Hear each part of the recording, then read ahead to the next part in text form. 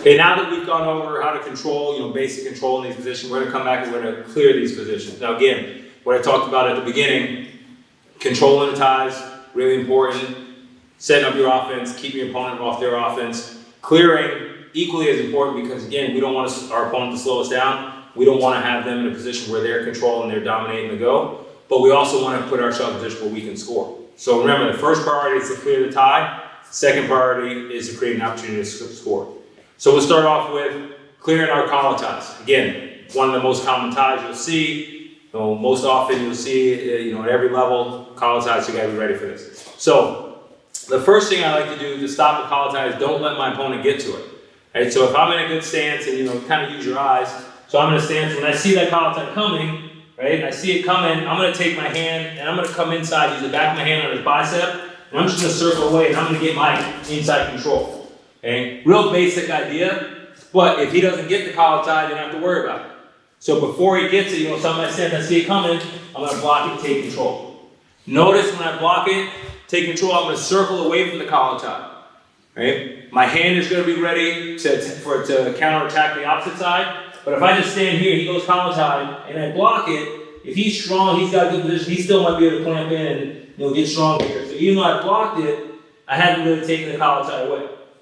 So by circling away, that takes the collar tie opportunity, that decreases the chance to get in there, but it also, again, second priority, set me up for offense. So if I'm in my stance, he collar ties, I circle away, now look where I'm at. Okay? I circle away, at that inside control, I'm ready to attack. So that's an easy first step. Don't let him get the tie, and then you're in a position where you've got inside control, you can attack. So collar tie comes, I circle, get inside control, boom, I'm ready to go. Looking for my attack. Or I can just come out and, if I'm not looking for my offense or I don't feel comfortable shooting from there, I can just do that. But the bottom line is if I can stop it from getting it, good stance, I see it coming, inside control, and I circle away. Okay? And then, you get to that game where I'm inside, he starts coming inside, and I'm coming inside, all that stuff. But again, that's an opportunity to score. So if I get my collar, I see him coming, I come inside, he automatically circles inside as I'm circling, he comes inside, boom, I can attack there as well. Right? He comes all the way inside, he's got inside control, but as he's coming inside, right, as he's rotating in, that gives me an opportunity where I can set my offense. Okay? So the idea, stopping it before it gets there, I don't have to clear the tie because I didn't give him the tie, but second priority, right? Create an opportunity to score. So collar tie comes, circle away, know that it's there. If I'm circling, he comes inside, I still can get to an offensive attack position. Okay? So just focus on that. So the first thing, stopping it before it gets there. Real basic, really something to focus on. Now, what happens is even if I stop it on the one side, a lot of times they may come back and collar tie the other side, or if I don't stop it, either way. So you want to kind of progress your technique. So now he's actually gets to the collar tie, right? Now these two go together hand in hand.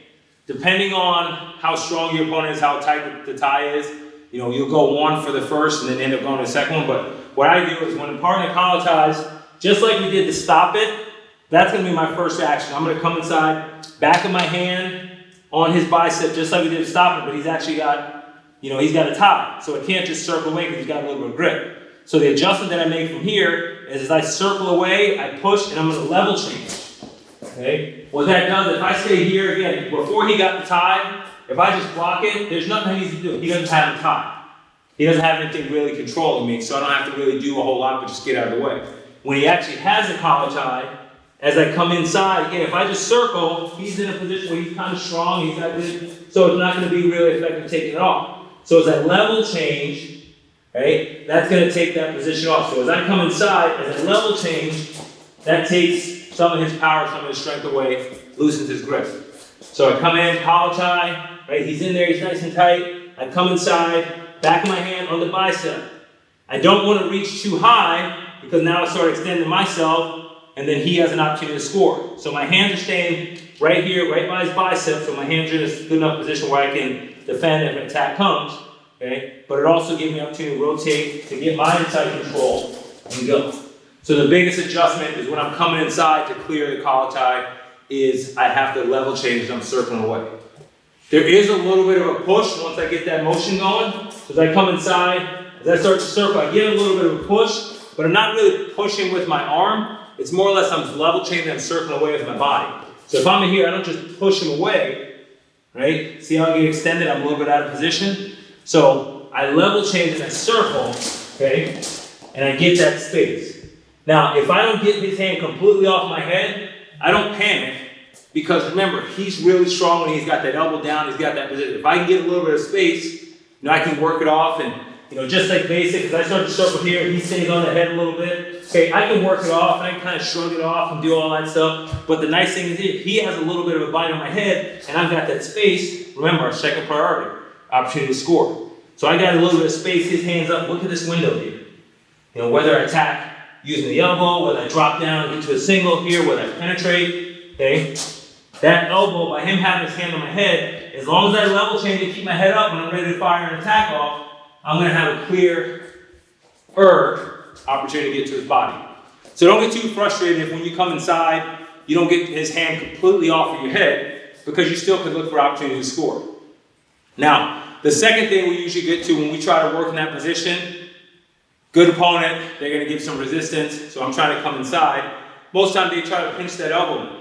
Right, so I'm coming inside, right, and I'm trying, he's pinching that elbow. Now again, if I level change and I circle hard, I can probably get to a position where I can defend this, right? I'm blocked, I can level change, really circle and move that position. But when this elbow's down, okay, instead of using the energy to try to really work in here and come out, I'm going to switch my grip. So I start coming inside, he pinches that elbow in. When he pinches that elbow, he's doing a little bit of the work for me. Now I'm going to control his elbow with my thumb on the outside. Okay, grab his elbow right above his elbow towards his tricep.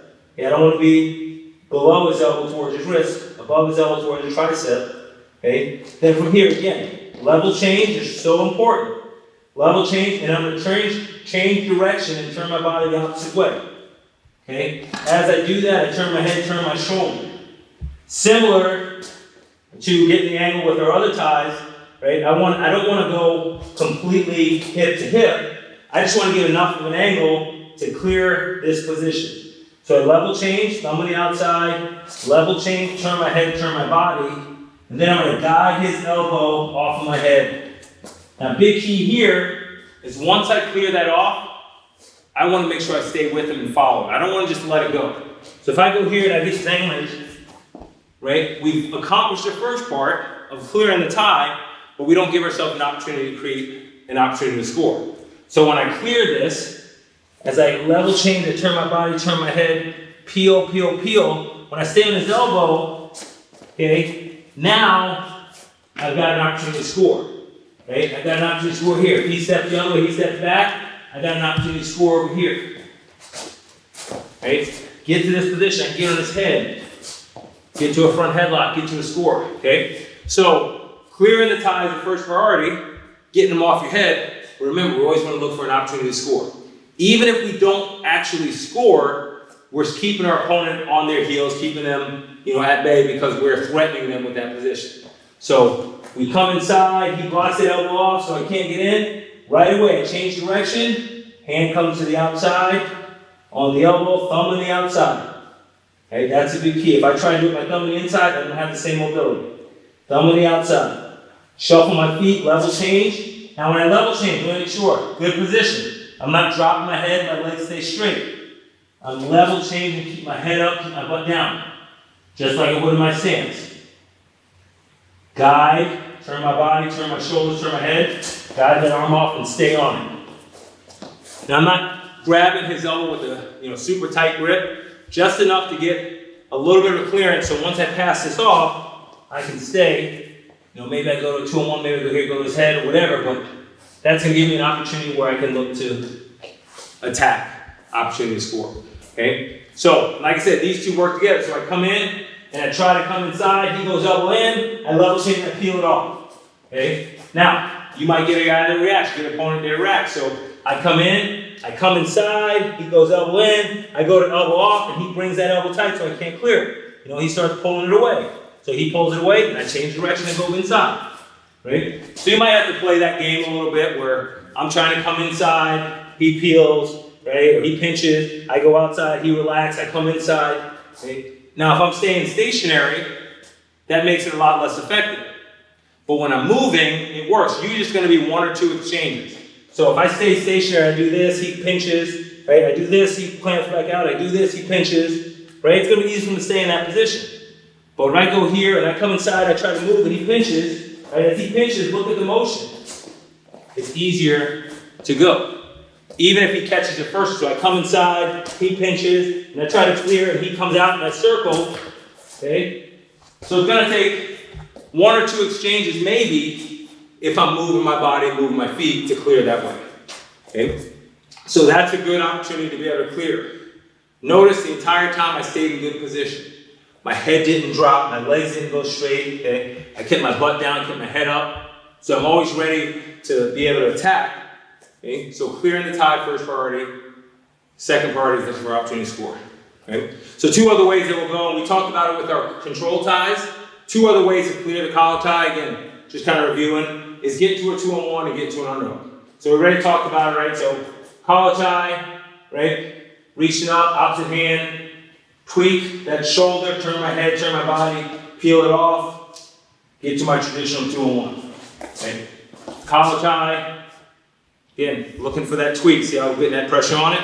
So reaching up, shuffle, peel it off, shallow. Another way to clear the collar tie is get to a 2-on-1, and then get to an underhook. Partner against the collar tie, right? Get to an underhook. Remember, with an underhook, we want to dip our shoulder to clear his elbow, okay? And then step in and get to my underhook, okay? So dipping that shoulder, coming in, get to that underhook. Okay. So he's got the underhook, or he got collar tie. Here, dip my shoulder, and it's real subtle. Dip my shoulder, dig, and again, I like to step in the opposite side a little bit just to avoid anything crazy, but get a feel for what you want to do. So, clearing the collar tie, very important. One of the top ties you're going to see, one of the top positions you're going to face, so it's good to have some options on how to clear. And you know, they go hand in hand, right? The whole thing, with any of these things, you're going to hear me keep saying, right? We talk about position, but also make sure you're moving. Make sure you're moving your feet, make sure you're level changing, make sure you're staying in good position. That makes it easier to be able to clear these positions.